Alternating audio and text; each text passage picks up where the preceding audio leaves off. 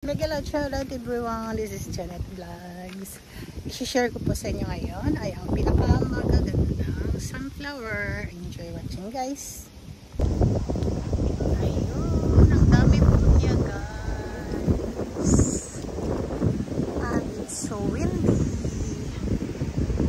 Galing po kami ng cemetery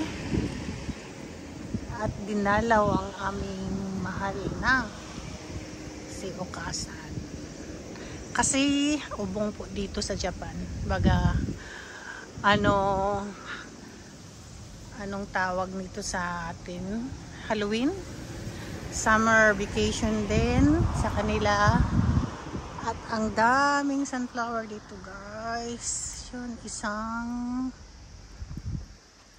ano yata to. Teka, tingnan. Ang hahaba niya guys talaga. Paabayin natin yan para ma-share ko sa inyo. Ang ganda niya. Ayun, pwede siyang pang-update.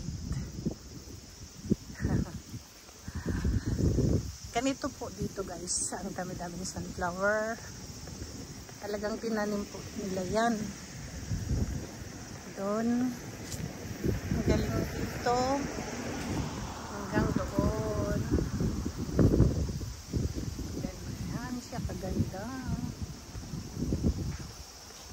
Hindi ko maano kasi ang lalaki niya, mas malaki pa sa akin. Mas matangkad pa sa akin. Puna natin siya.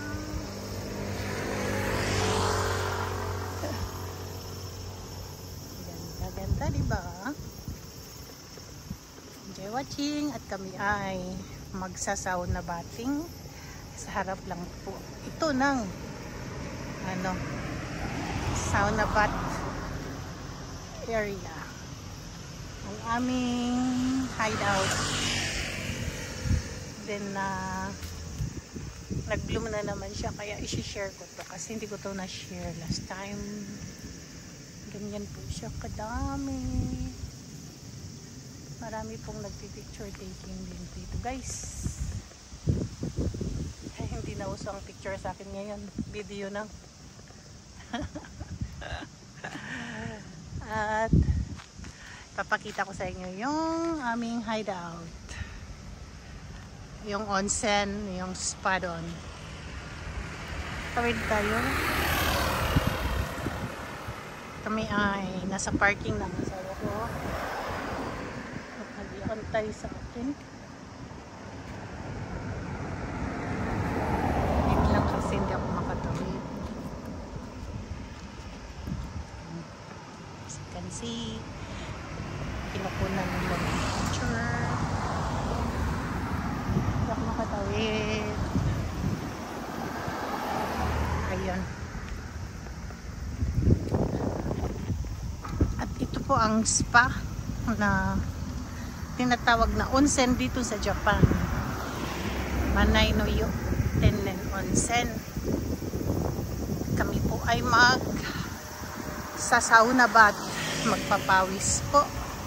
At nandun ang asawa ko, nag-aantay siya sa loob. At hanggang dito na lang guys, and thank you for watching. Bawal pupunan ang sa loob kasi kaya yan, wag natin kunan yung mga sasakyan. Thank you guys. Ayan na lang ang kukunang ko. Thank you daw. Sabi niya, bye for now. And God bless everyone.